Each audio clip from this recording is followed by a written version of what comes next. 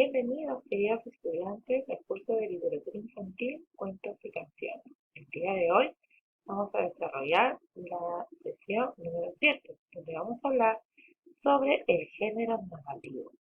Para ello, te estoy compartiendo un video donde vas a poder ver en acción a una narradora de cuentos. Esta narradora de cuentos, ¿no? Vas a observarla cómo nos va a contar la historia de los 7 gatitos y el lobo. Y aquí hay algunas preguntas que nosotros vamos a desarrollar en nuestra videoconferencia. Pues bien, hablando ya del género narrativo, es una expresión literaria que se va a caracterizar porque se relatan historias imaginarias o ficticias que van a construir una historia ajena a los sentimientos del autor. Los elementos del género ¿no? son los siguientes. Primero hay que tomar en cuenta que mediante la narración un autor nos va a poder transmitir sus sentimientos, sus ideas sobre hechos, ¿no? Libres, y nos va también a ayudar a comprender a través, ¿no? de esta historia de repente la realidad que se está dando ahí, o simplemente nos va a llevar volando nuestra imaginación para poder entender esta historia. Y también vamos a encontrar que dentro de los elementos del género siempre va a haber un narrador, van a haber personajes, se va a recrear en un ambiente que puede ser real o puede ser simplemente algo fantasioso, ¿no? Como un castillo, como un lugar lejano, cuando siempre escuchamos las historias, ¿no? Nos va a ir narrando paso por paso para poder comprender toda la historia. Va a llevar pues también a conocer a los acontecimientos que se estén dando en la historia y va a presentar un diálogo. Bien, te voy a presentar que dentro del género narrativo voy a encontrar las leyendas, ¿no? ¿Quién no ha escuchado acerca de la leyenda, por ejemplo, de Mama Oyo, ¿no? Y con Manco Cápac?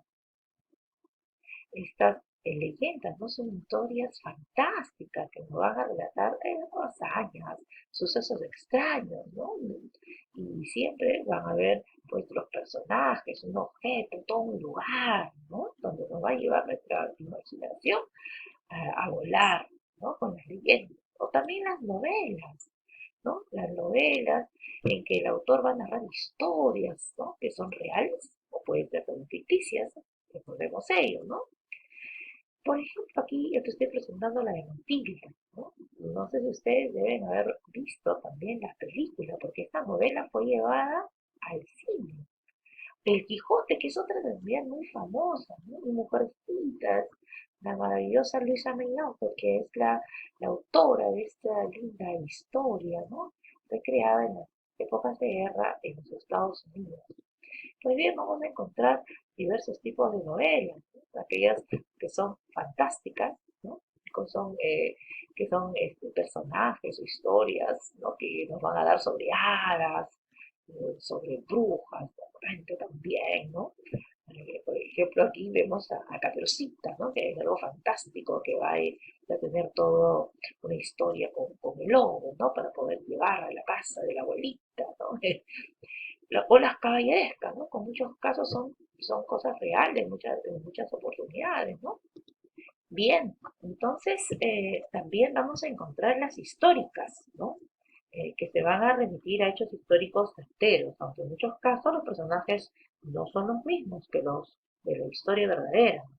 Por ejemplo, un libro que te hable sobre la Primera Guerra Mundial o también sobre ¿no? Esos hechos que pueden suceder en nuestro Perú, ¿no? Como el caso de la época de los incas o cuando llega también de repente los españoles, ¿no? Al Perú, y entonces ese tipo de historias que son reales, que realmente sucedieron, pero a través de toda una novela, ¿no? Sobre ello, ¿no? Sobre ello. O Yantai, por ejemplo, ¿no? Que es una historia real, ¿no? Algo que sucedió, pero como presentada a través de una novela, toda una historia. O las románticas, ¿no? Que es el tipo de narración que nos va a provenir de la época del romanticismo, ¿no? Entonces, por ejemplo, ¿quién no ha escuchado o ha visto la película de Aladino, ¿no? Que son historias de amores, ¿no? de mucha ternura, de cómo un joven que no tenía nada, ¿no? Y llega a ganarse el corazón de una bella princesa. O también las policiales, ¿no? Que, bueno, nos va a mostrar toda una historia de ficción, pero también, ¿no? De búsqueda de la verdad, qué sucede, ¿no? Con el personaje principal, cómo se va dando la historia también, ¿no? Las fábulas, que son pequeñas historias donde la mayoría de los personajes son animalitos, son las plantas, ¿no? Y nos van a dar, pues, siempre una enseñanza. Los mitos que son la respuesta, ¿no? a hechos que a veces no han tenido mucha explicación, porque son sobrenaturales, extraordinarios, ¿no? En este caso yo te estoy presentando Juan del Muki, ¿no? Esta historia que nos habla de los sonidos raros que se pueden escuchar en las minas, ¿no? Y que entonces son los duendes, que son los mukis, que son los que están haciendo esa bulla, ¿no? Dentro de las minas, ¿no? Entonces, las características que van a tener estos mitos son que pueden ser hechos reales o históricos o filosóficos también. Van a tratar de dar respuesta, ¿no? A hechos que han sucedido y que no se sabe por qué, ¿no? Son relatos fantásticos. Los protagonistas suelen ser seres sagrados o dioses, ¿no? Como el caso de Hércules, ¿no? Son hechos muy antiguos también, ¿no? Desde los inicios de la vida de un pueblo, ¿no? Por eso es que tiene pues siempre que dar o queriendo dar respuesta, ¿no? A lo que puede haber surgido antes y ha quedado como eh, como algo que no ha tenido respuesta. Los tipos de mitos vamos a encontrar diversos, ¿no? Como jónicos, teogónicos, antropológicos, morales, ¿no? Diversos tipos de mitos, ¿no? Que se van a dar en, en ese tipo de historias. El cuento, que es lo más famoso, que es sin duda el entretenimiento más popular en el género literario, ¿no?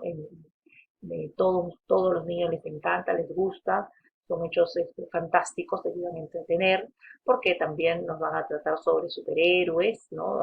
Algunos hechos, por ejemplo, del patito feo, ¿no? Con los animalitos también, nos cuentan las historias, ¿no? Y de verdad que van a ocupar un lugar muy especial en el entretenimiento de todos los niños, ¿no? Siempre en la educación, pues, va mucho a primar la selección de un buen cuento. Por ello, los cuentacuentos, ¿no? Son muy importantes porque nos va a ayudar pues a poder contar la historia de una manera bonita, adecuada, ¿no? Poniéndole énfasis a todos los hechos más importantes y relevantes, ¿no? Que pueda suceder. Entonces, cuando voy a contar un cuento, puedo utilizar música, tengo que utilizar todos mis dotes histriónicos para poderlo contar. ¿Y cómo voy a contar un cuento entonces? Primero tengo que armar todo un ambiente adecuado donde los niños puedan adentrarse a la historia. Puedo utilizar elementos como quizás títeres, como también figuras, imágenes, vestirme también adecuadamente para poder contar la historia, ¿no? ¿Para qué? Para poder llamar y captar la atención de los que van a escuchar la historia, ¿sí? Entonces, a veces es muy difícil captar la atención del público y para ello es necesitar ayuda, la incorporación entonces de diversos recursos, ¿no? Para que voy a utilizar para poder hacer la narración de la historia. También se pueden utilizar algunos momentos, ¿no? Por ejemplo, instrumentos musicales también para poder hacer los sonidos, ¿no? O cantar también. Eso me va a ayudar bastante para lograr captar la atención del público. El método más apropiado para contar el cuento, entonces, comprende la simpatía, la comprensión, la espontaneidad, dependiendo del grupo, como sea, ¿no? Hay que estar constantemente atento a todo lo que los niños en ese momento puedan preguntar o cómo puedan reaccionar frente a lo que yo les estoy contando, ¿no? Eh, Aquí te he dejado un ejemplo para que veas cómo observar un cuento, ¿no? Y que estos cuentos creativos, ¿no? Me van a ayudar a que yo pueda mostrar toda una historia, ¿ya? Frente a los niños. Puedo utilizar entonces diversos materiales para poder eh, ayudarme, ¿no? Como buen instrumento que me va a ayudar a captar la atención de los niños. ¿Para qué voy a contar los cuentos? Porque yo deseo generar el hábito lector. ¿Y dónde puedo encontrar estas actividades o estrategias que me van a ayudar a generar el hábito lector? Pues en el plan lector, ¿ya? En el plan lector es un conjunto de estrategias planificadas por toda la comunidad educativa y que va a contribuir pues al desarrollo de la comprensión lectora a través de actividades placenteras, porque el plan lector, como bien dice Arévalo, lo que intenta hacer es fomentar el gusto por la lectura y contribuir al desarrollo humano. Por eso no solo debe limitarse solo a la lectura, para que no sea algo de obligatorio, sino que tengo que utilizar diversas estrategias y una de ellas es el cuentacuento, que me va a ayudar mucho a mostrar la lectura de otra forma. Entonces, el plan lector me va a ayudar mucho a desarrollar ese hábito lector, que es lo que yo deseo, ¿no? Nunca debo de olvidar de que el papel del docente realmente es muy importante, porque yo debo de hacer que la lectura sea algo cotidiano, una práctica continua, completamente natural. Por eso debo de adecuar un espacio dentro del aula donde sea mi biblioteca, ¿no? Para poder realizar ahí las actividades lectoras. No olvidarme también que la lectura me va a ayudar a poder desarrollar las 4 habilidades básicas del lenguaje, que es el escuchar, hablar, leer y escribir. Esto no quita tener una biblioteca, no quita que yo pueda asistir o visitar con los niños también la biblioteca. No me debo de olvidar de ello. Bien, entonces nos vamos a encontrar para poder conversar un poquito más sobre este género narrativo que nos va a permitir eh, entablar muchas, mucha cercanía con nuestros estudiantes y utilizar el plan lector que nos va a permitir a poder desarrollar el gusto por la lectura en mis niños. Bien, nos vemos entonces en nuestra clase en la videoconferencia.